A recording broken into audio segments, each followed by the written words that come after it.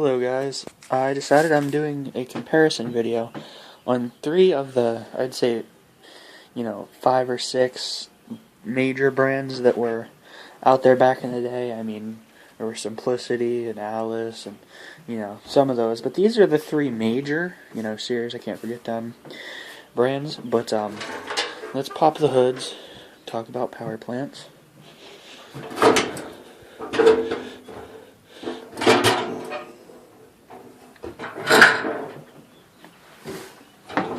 These are all made within, 4 years of each other.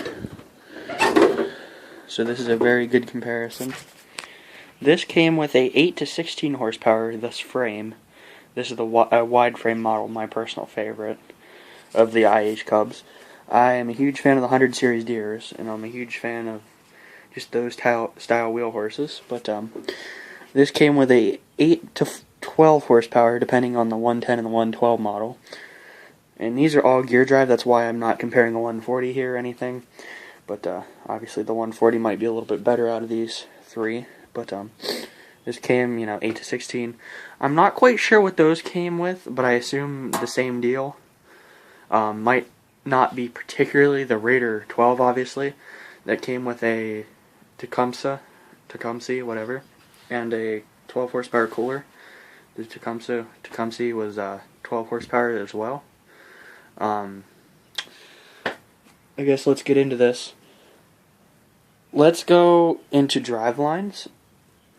The wheel horse has a simple belt-driven driveline. Very simple.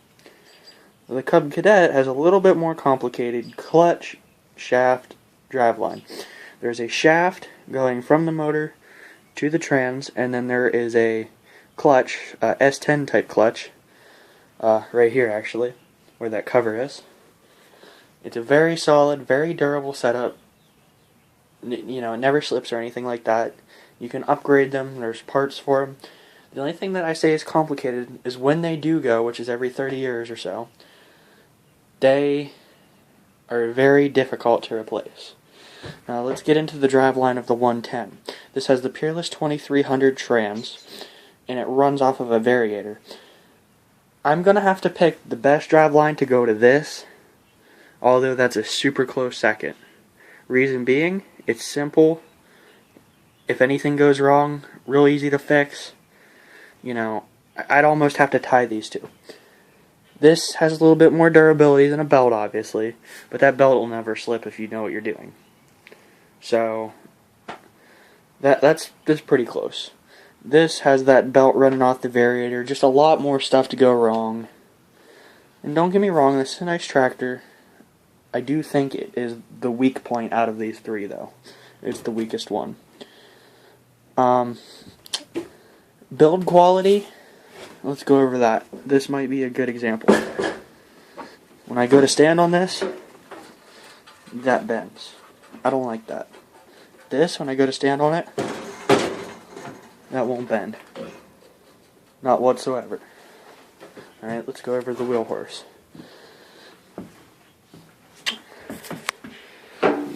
The only thing I have to complain is the hood's a little sloppy. I think that's normal, or it's wear.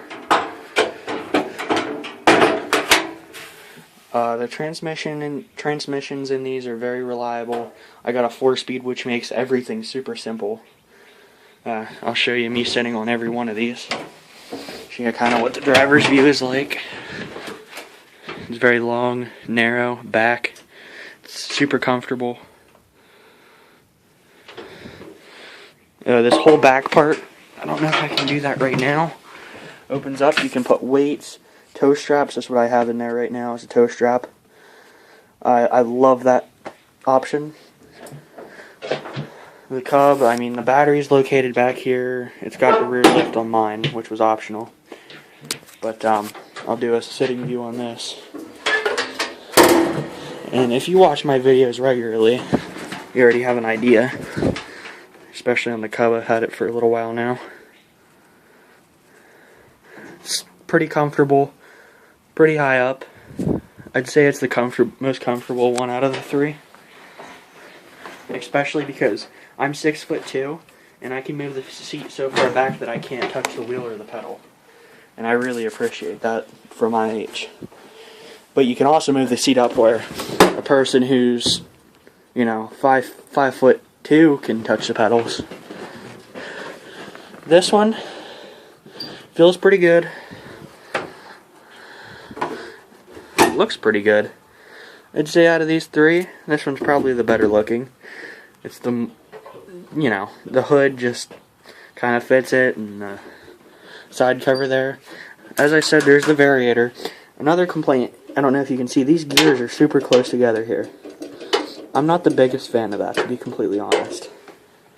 But, you know, they're all great tractors. They're better than anything new.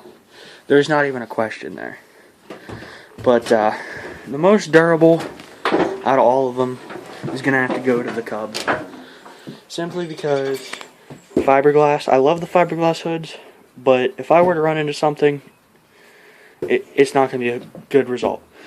I personally like the fiberglass hoods more than the metal ones, but like I said, this is a durability deal going on here.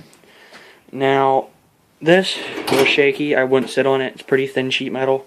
Probably could, but to me, it's not worth the risk. This, I'll show you how strong this is. I'm 250 pounds, and I don't have any problem sitting on that. And, you know, that's how I feel about the build quality of the IH Cub versus the Wheel Horse versus a, you know, John Deere. I mean, the Wheel Horse has no fiberglass on it. Not one bit of fiberglass. I mean, very little, if any, plastic. I mean, the steering wheel, and that's pretty much it. This is fiberglass. That's why this is chipped. Not near as big of a deal as a hood. And the only reason I say that, yes, this does wear, does get beat up, but if I were to run into something, I'd want to run into something with this. I wouldn't want to run into it with that. And this one might take a small hit, but I wouldn't want to. This one, I wouldn't want to either, but if I were to, I'd rather be this. Out of all these three, I'd say this is the heaviest. It's very heavy in the back with the cast iron 3-speed trans. It's also very heavy in the front.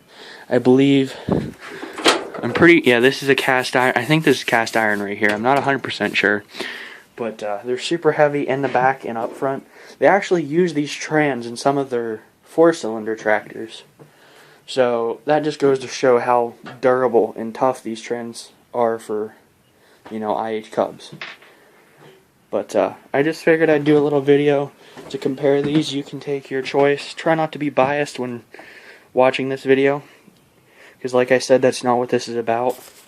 It's about obvious build quality. And to me, the Cub wins. Wheel Horse takes a close second just because it's so simplistic. John Deere takes a third. But like I said, I'd still pick that any day over a brand new tractor. So thank you guys for watching. Please like, subscribe, and check out some of my other videos. Bye.